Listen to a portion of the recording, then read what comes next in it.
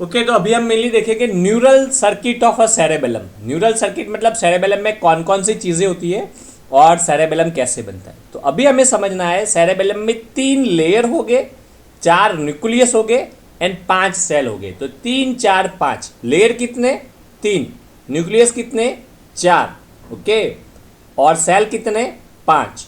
तो 3 लेयर कौन कौन से हैं, तो यहाँ पे लिखा है सेरेबेलर कॉर्टेक्स के 3 layer, molecular layer, पर्किंजे layer and granular layer. Clear.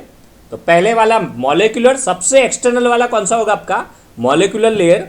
इसके बाद सेकंड लेयर आएगा आपका Purkinje cell layer and third वाला होगा आपका ग्रेनुलर लेयर। पर्किंजे सेल बहुत ही बड़े न्यूरॉन्स है, तो लार्ज न्यूरॉन्स है, लेकिन वो लेयर बहुत ही सिंगल लेयर है। Okay, granular layers most internal layer. तो अगेन मैंने जैसे बोला था लास्ट टाइम भी, बहुत सारा आपको ओवरलैप लगता होगा, लेकिन मेरा एक ही पर्पस है कि आप जो भी बुक पढ़ रहे हो, तो मैं बहुत सारी बुक का भी कवर करने का ट्राई कर रहा हूँ, थोड़ा कॉम्प्लिकेटेड हो सकता है, लेकिन आप जो भी बुक रिफ़र कर रहे हो उस बुक को आप स्टिक टू द बेसिक रख के उसी को फॉलो करके प्रेजेंट कर लेना।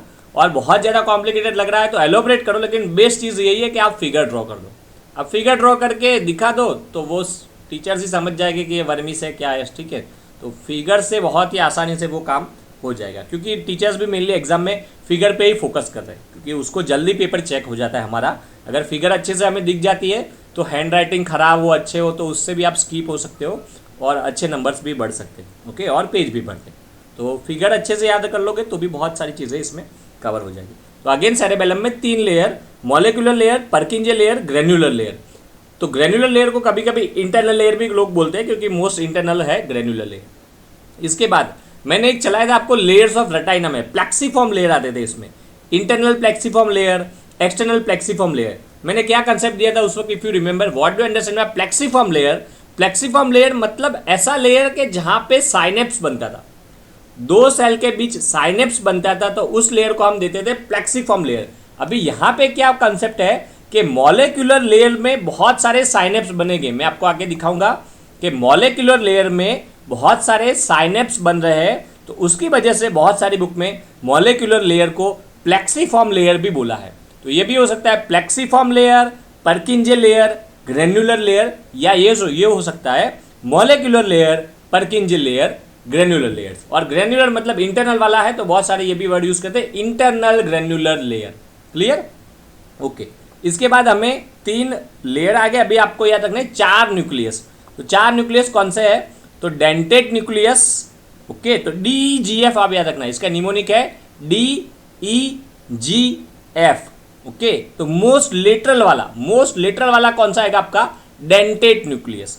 इसके बाद थोड़ा आप मीडियल साइड में रहोगे तो 2 न्यूक्लियस आते हैं DEGF। तो ई वाला एम्बोलिफॉर्म न्यूक्लियस एंड ग्लोबस न्यूक्लियस, ये दोनों आएंगे आपके मीडियल साइड में। तो मीडियल साइड में मेनली कौन सा न्यूक्लियस हो गया आपके, एम्बोलिफॉर्म एंड ग्लोबस। लेकिन मोस्ट मीडियल या मोस्ट सेंट्रल कौन सा होगा आपका, फास्टिजियल न्यूक्लियस। तो जैसे मैंने बोले 4 न्यूक्लियस कौन से, DEGF। डी मतलब डेंटेट न्यूक्लियस, जी मतलब ग्लोबस न्यूक्लियस, ई मतलब एम्बोलिफॉर्म न्यूक्लियस एंड एफ मतलब फास्टिजियल न्यूक्लियस। और ये DEGF का मतलब क्या है, लेटरल टू मीडियल। DEGF का मतलब क्या है, lateral to medial, most lateral dentate nucleus, medial side में emboliform and globus nucleus, and most medial या सेंट्रल पार्ट बोलोगे तो वो आ जाएगा आपका फास्टिजियल न्यूक्लियस। क्लियर। तो 4 हो गए। अब एक और आपको रखता है न्यूक्लियस इंटरपोजिटस। व्हाट इज दिस, ये 5वां क्यों आ रहा है, तो कोई बुक में, बहुत सारी बुक में अगर आप एम्बोलिफॉर्म और ग्लोबस को इकट्ठा कर देते हो तो ये 2 नाम की जगह एक ही नाम कंबाइन में बोलता है, तो उसको बोलते हैं न्यूक्लियस इंटरपोजिटस। क्लियर। तो कोई सारी जगह फिर 3 न्यूक्लियस वर्ड होगा, तो आपको ये ना लगे कि 4 पढ़ाया था 3 है, क्योंकि मैंने बोला बहुत कॉम्प्लिकेटेड है, CNS का हिस्सा है और बुक में अलग अलग है। तो वो लोग 3 न्यूक्लियस कैसे बोलते होंगे, fastigial nucleus, interposital nucleus and dentate nucleus. उसके बाद इंटरपोजिटस के ही 2 है, एम्बोलिफॉर्म एंड ग्लोबस। ओके, तो ये 2 की जगह आप एक ही नाम यूज करते हो इंटरपोजिटस, तो भी 3 हो जाएगा, लेकिन ऐसे याद रखो 3 4 5, तो अच्छे से याद हो जाएगा। क्लियर। तो DEGF डेंटेट, एम्बोलिफॉर्म, जियो globus and fastigial. Most lateral कौन सा, डेंटेट। मोस्ट मीडियल कौन सा, फास्टिजियल। अब आपके आएंगे 5 सेल। तो 5 सेल यहां पे दिखाए वो वाले, stellate cell, basket cells, Purkinje cells, granule cells and Golgi cells. तो ग्रेन्यूल एंड गोल्गी ये तो याद रह जाएगा क्योंकि इनर कौन सा लेयर है आपका, ग्रेन्युलर लेयर। तो इंटरनल ग्रेन्युलर लेयर में ग्रेन्युलर सेल्स तो हो गए प्लस गोल्गी सेल्स भी हो गए, तो ग्रेन्युलर्स एंड गोल्गी। इसके बाद सेंटर में कौन सा लेयर हमारा आता था, पर्किंजे सेल लेयर, तो उसमें पर्किंजे सेल्स हो गए। तो ये ग्रेन्युलर लेयर, ये पर्किंजे सेल लेयर एंड ये molecular layer. Granular cell layers में कौन से cells, granular cells plus Golgi cells. Purkinje cell layers में कौन से cells, Purkinje cells. And molecular layer या प्लॉक्सीफॉर्म लेयर में कौन से cells, stellate cells and basket cells. Clear. तो यहाँ पे देखो मैंने दिखा है मॉलिक्यूलर लेयर, यहाँ पे आएगा आपके stellate cell and basket cells. Purkinje cell layers में पर्किंजे लेयर में Purkinje cells and granular layer में granular cells and Golgi cells. तो 3 4 5 याद रह गए। कोई आपको पूछेगा ये पांचों में से कौन सा एक्साइटेटरी है, तो only one cell is excitatory, that is a granular cells. तो ये आपको अच्छे से याद रखना है, पांचों सेल में से only one cells granular cells है, वो एक्साइटेटरी सेल्स है, बाकी के चारों सेल्स आपके इनहिबिटरी सेल्स है। क्लियर। तो ये चारों सेल्स इनहिबिटरी है, only one cell which is excitatory, that is a granular cells. Clear. तो यहां पे देखो न्यूक्लियस दिखा है, फास्टिजियल मोस्ट मीडियल है। इसके बाद देखो आप एम्बोलिफॉर्म एंड जियोबेस, थोड़ा बहुत आप लेटरल की तरफ आए, लेकिन मोस्ट लेटरल आप देखो फिर डेंटेट।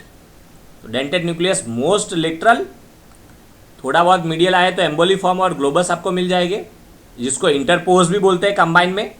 और फर्दर मीडियल आ गया ऑलमोस्ट सेंटर में तो फास्टिजियल आ गया, लेकिन लार्जेस्ट वाला आपका रहता है डेंटेट वाला, क्योंकि डेंटेट का एक बड़ा एरिया कनेक्टेड होता है सेरेब्लम। तो जो भी हम लेटरल ट्रैक देखेंगे, मान लो हमने देखा था वो लेटरल हेमिस्फीयर, तो ये देखो लेटरल हेमिस्फीयर है सेरेबेलम का, तो वो मेनली डेंटेट न्यूक्लियस के साथ कनेक्टेड होगा।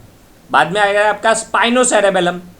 ओके, तो स्पाइनो सेरेबेलम मेनली आपका यहाँ पे कनेक्ट होगा जियोबेस के साथ, सॉरी ग्लोबस के साथ। तो स्पाइनो सेरेबेलम क्योंकि सेंटर वाला पार्ट है इंटरमीडिएट जोन, तो वो यहाँ पे मेनली कनेक्ट होगा। एंड मोस्ट मीडियल आता था आपका vermis and flocculonodular lobe, तो vermis and flocculonodular lobe mainly connected हो गया आपके फास्टिजियल के साथ, वो अभी हम आगे देखेंगे। ओके, तो सबको clear, 3 layer, 4 nucleus and 5 cell. अभी हमें सर्किट देखनी है कि कौन सा स्टिम्युलेटरी है, कौन सा इनहिबिटरी है। ओके, वो हमें अच्छे से देखना है। तो अगेन आप देखो, सबसे इंटरनल लेयर्स में आपके ग्रेन्युलर सेल्स यहाँ पे दिखा है, इसके बाद आपका पर्किंजे सेल, और यहाँ पे आएगा आपके stellate and basket cells. Okay, inner में ग्रेन्युलर सेल्स, इसके बाद पर्किंजे सेल, इसके बाद यहाँ पे आएगा स्टीलेट। तो ये आपकी गाइटन की फिगर है, ठीक है। लेकिन देखो फिर गाइटन ने कुछ बोला ही नहीं कि ग्रेन्युल के साथ गोल्गी है कि नहीं है, तो फिगर में नहीं मेंशन किया।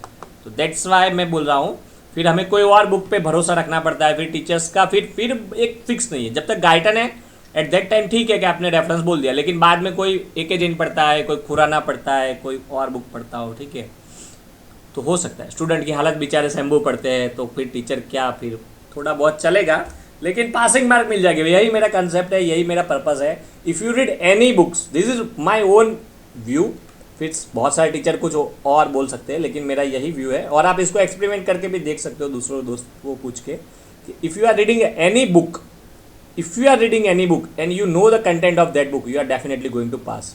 कोई भी बुक, मुझे नहीं लगती कि किसी भी स्टूडेंट ने बुक का पूरा लिखा हो और किसी टीचर ने इसके 5 में से 2.5 मार्क न दिए हो, दैट इज़ ऑलमोस्ट इम्पॉसिबल। तो वही बुक है कि जो भी बुक कंफर्टेबल है आप उसको प्रीफर करो और उससे पढ़ो। मान लो बहुत महंगी कार ला दी, लेकिन आपको एवरेज ही नहीं आ रही और आप कार घुमाओ ही नहीं, उससे अच्छा है कि कुछ एक्टिवा रखो ताकि आप अच्छे से घूम सको। तो हमारी जो रेंज है, अभी आपने गाइडन पढ़ना स्टार्ट किया, अभी इंग्लिश पे कमांड नहीं है, कोई स्टूडेंट पेरीफेरी का है तो फिर मार्क नहीं आएंगे, ठीक है। और किसी का फिर लॉजिक नहीं है तो गाइडन में नहीं चलेगा, किसी की रट्टे मारने की एबिलिटी अच्छा है तो फिर वो शैम्बू पे जा सकता है, विद्या जोशी। तो जो भी आपकी स्किल है उस हिसाब से जो आपको सूट करता है वो बुक पढ़ो, rather than forcing other guys के आप ये पढ़ो वो पढ़ो, ठीक है। क्योंकि if you are reading any books you are going to pass, but if you read guidance that is very good. हो सकता है कि दूसरी बुक पढ़ के आप अभी पास हो जाओ, लेकिन फिर 5 साल के बाद वो भूल जाते, वो लॉन्ग टर्म मेमोरी नहीं बनती, लेकिन गाइडन लॉन्ग टर्म मेमोरी में स्टोर होती है। ओके,